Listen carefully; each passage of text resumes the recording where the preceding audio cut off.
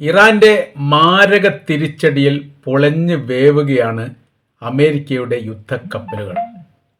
ശക്തമായിരിക്കുന്ന missile ആക്രമണത്തെ പ്രതിരോധിക്കാൻ സാധിക്കാതെ പ്രയാസകരമായിരിക്കുന്ന സാഹചര്യത്തിലേക്ക് അമേരിക്കൻ യുദ്ധക്കപ്പലിലെ സുരക്ഷാ ഉദ്യോഗസ്ഥർ എത്തിയിരിക്കുന്നു എന്നുള്ളതാണ് മിഡിൽ ഈസ്റ്റ് കേന്ദ്രീകരിച്ചുകൊണ്ട് ഇപ്പോൾ റിപ്പോർട്ട് വന്നിരിക്കുന്നത്. കഴിഞ്ഞ ഏതാനും മണിക്കൂറുകൾക്ക് മുമ്പാണ് ഇറാൻ്റെ വാണിജ്യ കപ്പൽ യമൻ്റെ തീരത്ത് നിന്ന് അമേരിക്ക പിടിച്ചെടുക്കുന്നതുമായി ബന്ധപ്പെട്ട് തന്നെ കുറേ അഭ്യൂഹങ്ങൾ ഈ വിഷയമായിട്ട് ബന്ധപ്പെട്ട് പുറത്തു വരുന്നു. കീഴടങ്ങാൻ വേണ്ടിയിട്ട് ഇറാൻ്റെ സൈനികരോട് അല്ലെങ്കിൽ ഈ കപ്പലിലുള്ള ജീവനക്കാരോട് ആവശ്യപ്പെട്ടു എന്നും ഇല്ലെങ്കിൽ തങ്ങൾ വെടിവെക്കും എന്നുമായിരുന്നു പറഞ്ഞത്.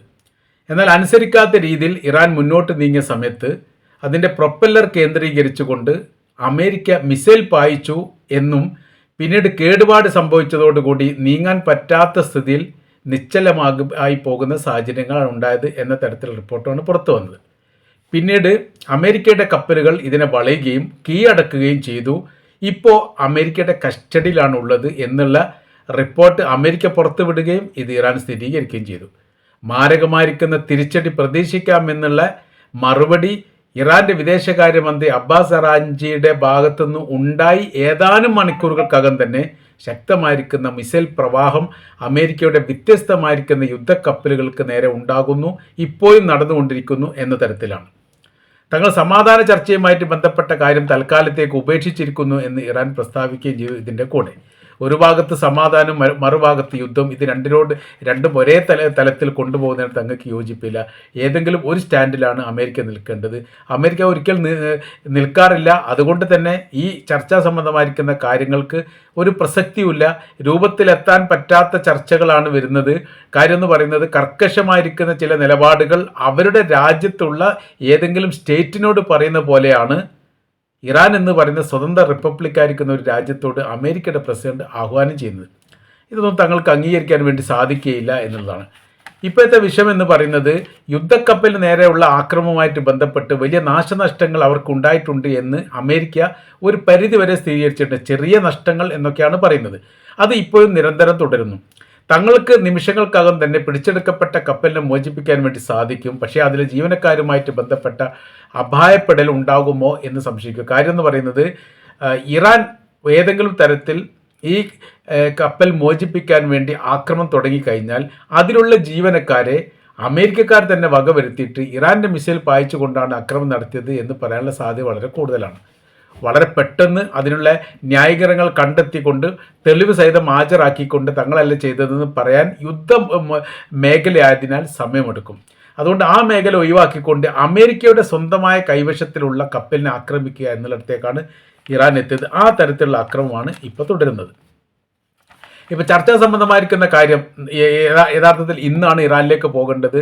ചർച്ചയുമായിട്ട് ബന്ധപ്പെട്ട കാര്യത്തെക്കുറിച്ച് തങ്ങൾ ആലോചിച്ചിട്ടില്ല എന്നുള്ള മറുപടിയാണ് ഈ വിഷയവുമായിട്ട് ബന്ധപ്പെട്ട് ഇറാൻ്റെ ഭാഗത്ത് നിന്ന് പ്രതികരണം വന്നത്. അസീം മുനീർ എന്ന് പറയുന്ന പാകിസ്ഥാൻ്റെ സൈനിക കമാൻഡർ ട്രംപിനോട് പറയപ്പെട്ട ഒരു പ്രധാനമായിരിക്കുന്ന കാര്യമുണ്ട്.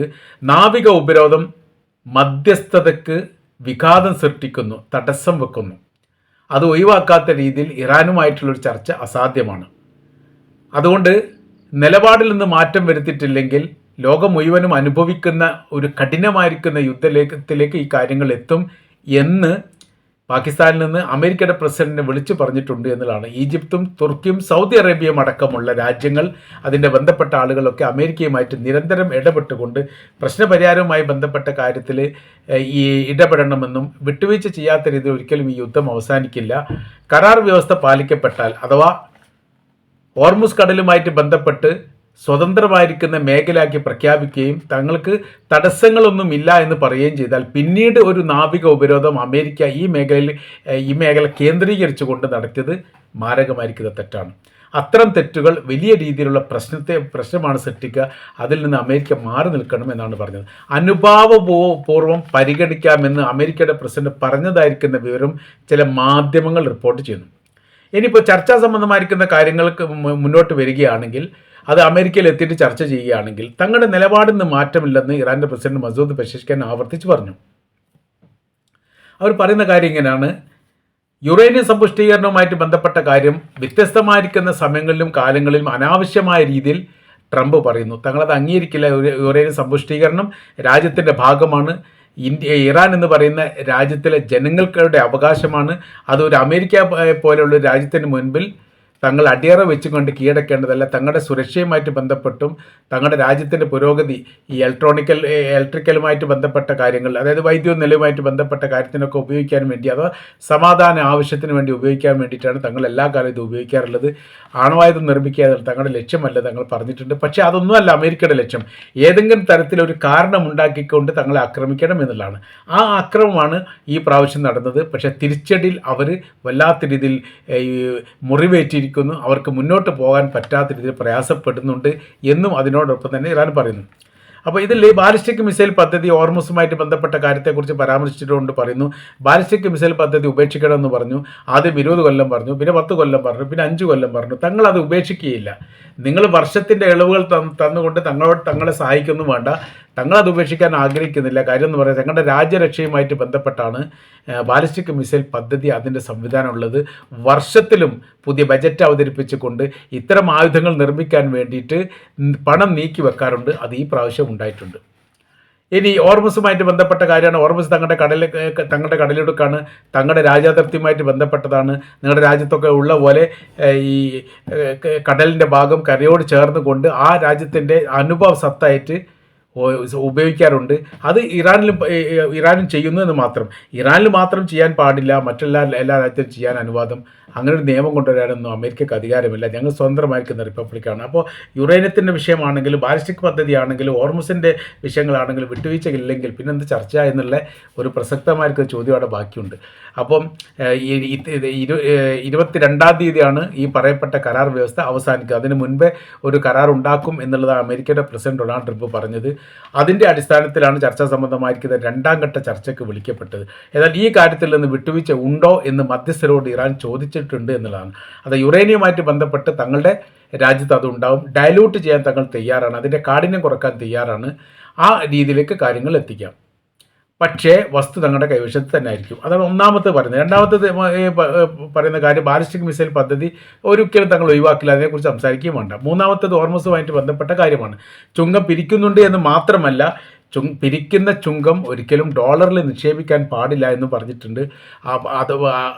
അഥവാ ചെയ്യേണ്ട കാര്യം ഒന്നുകിൽ ചൈനയുടെ കറൻസിയിൽ കൊടുക്കണം, അതല്ലെങ്കിൽ ഇറാൻ്റെ റിയാലിൽ കൊടുക്കണം. ഇറാൻ്റെ റിയാലിലും ഇപ്പോൾ സ്വീകരിക്കപ്പെട്ടിട്ടുണ്ട് എന്നുള്ളത്. ഇത് അമേരിക്കക്ക് വലിയ രീതിയിൽ ആഘാതം ഉണ്ടാക്കുന്ന കാര്യമാണ്. അവർ പറയുന്ന കാര്യം തന്നെ ഇങ്ങനെയാണ്: ഭാവിയിൽ മറ്റ് രാജ്യങ്ങളും ഇതിൽ പിന്തുടർന്ന് കഴിഞ്ഞാൽ തങ്ങളുടെ രാജ്യത്ത് വലിയ രീതിയിലുള്ള സാമ്പത്തിക പ്രയാസം ഉണ്ടാകും എന്നുള്ളതാണ്. അപ്പോൾ ഈ ലെബനാൻ കരാറുമായിട്ട് ബന്ധപ്പെട്ട കാര്യത്തെക്കുറിച്ച് കൂടി അവർ പറയുന്നുണ്ട്. ലെബനാനിൽ കരാർ വ്യവസ്ഥ ഉണ്ടാക്കാൻ വേണ്ടി ഒടുവിലെങ്കിലും ട്രംപ് തീരുമാനിച്ചു, നല്ല കാര്യമാണ്. തങ്ങളിത് ആദ്യത്തെ കരാർ വ്യവസ്ഥയിൽ 4ാമത്തെ കരാർ വ്യവസ്ഥയാക്കിയിട്ട് രേഖപ്പെടുത്തിയതാണ്. പക്ഷേ എന്ത് ചെയ്തിട്ടില്ല, അമേരിക്ക അത് അംഗീകരിച്ചിട്ടില്ല. അമേരിക്ക പറയുന്ന കാര്യം എന്ന് പറഞ്ഞാൽ ഇസ്രായേലി കരാർ വ്യവസ്ഥയുടെ ഭാഗമല്ല എന്നുള്ളതാണ്. എന്നാൽ കണിശമായിരിക്ക നിലപാടെടുത്തതോടുകൂടി അമേരിക്ക ഈ വിഷയത്തിൽ ഇടപെടുകയും യുദ്ധം അവസാനിപ്പിക്കാൻ വേണ്ടി തീരുമാനിക്കുകയും, അവസാനിപ്പിക്കുക 10 ദിനത്തെ കരാർ വ്യവസ്ഥയോട് കൂടിയിട്ട് താൽക്കാലികമായ രീതിയിൽ ഒരു വെടിനിർത്തൽ പ്രഖ്യാപിക്കുകയും ചെയ്തു. അപ്പോൾ യഥാർത്ഥത്തിൽ ഈ വെടിനിർത്തൽ പ്രഖ്യാപിച്ചതോടുകൂടി അത് വലിയൊരു ആശ്വാസം ലെബനാനുണ്ടായി, വലിയൊരു ആശ്വാസം ഇറാനുണ്ടായി. ഇറാനും കൂടി ചെവി കൊടുക്കേണ്ടതാണ് ഈ മേഖല കേന്ദ്രീകരിച്ചുകൊണ്ടുള്ള യുദ്ധം എന്ന് ചുരുക്കം. അതുകൊണ്ട് തന്നെയാണ് ഹോർമുസിൽ അതിൻ്റെ പ്രതിഫലനം ഉണ്ടായത്. തങ്ങൾ എന്ത് ചെയ്തു, ഹോർമുസ് സ്വതന്ത്രമായിരിക്കുന്ന ഈ പാതയാക്കിയിട്ട് അംഗീകരിച്ചുകൊണ്ട് അവിടെയുള്ള എല്ലാ തടസ്സങ്ങളും നീക്കം ചെയ്തു. അപ്പോൾ ഇങ്ങനെയാണ്. അതായത് ലെബനാനിൽ കരാറുണ്ടാക്കിയ സമയത്ത് അതിൻ്റെ പ്രതിഫലനം ഉണ്ടായത് ഹോർമുസിലാണ്. പക്ഷേ അമേരിക്ക പറ്റിച്ചു. അമേരിക്ക എന്ത് ചെയ്തു, അവിടെ ഉപരോധം പ്രഖ്യാപിച്ചുകൊണ്ട് ഇറാനെ ബുദ്ധിമുട്ടിലാക്കുന്ന സ്ഥിതിയിലേക്ക് വന്നു. നാവിക ഉപരോധം. ഈ ഭാഗത്തു നിന്ന് ഏതൊരു കപ്പലുകൾ പുറത്തോട്ട് പോവുകയാണെങ്കിലും, പുറത്തുള്ള ഏതൊരു കപ്പൽ അകത്തേക്ക് വരികയാണെങ്കിലും തീർച്ചയായിട്ടും അമേരിക്ക അത് അറിയണം എന്നുള്ളിടത്തേക്ക് കാര്യങ്ങൾ പോയി. അത് വല്ലാത്ത രീതിയിലുള്ള പ്രശ്നവും സങ്കീർണമാക്കുന്ന രീതിയിലേക്ക് കാര്യങ്ങൾ എത്തി. അപ്പോൾ അതിൻ്റെ തുടർച്ചയായ രീതിയിലാണ് ഇറാൻ എന്ത് ചെയ്തു, ഇറാന് ഹോർമുസ് കടൽ അടച്ചതായിട്ട് പ്രഖ്യാപിച്ചു. അതോടുകൂടി വിഷയങ്ങളുണ്ടായി. പിന്നീടാണ് വെടിവെപ്പ് ഉണ്ടാകുന്നത്. ഇറാൻ്റെ വാണിജ്യ കപ്പൽ അമേരിക്ക പിടിച്ചെടുക്കുന്നത് തിരിച്ചടി എന്നോണം മാരകമായിരിക്കുന്ന ആക്രമണത്തിൻ്റെ പെരുമയ അമേരിക്കൻ കപ്പലുകൾക്ക് നേരെ ഇപ്പോഴും നടന്നുകൊണ്ടിരിക്കുന്നു എന്നാണ് നമ്മൾക്ക് മനസ്സിലാക്കാൻ വേണ്ടിയിട്ട് സാധിക്കുന്നത്.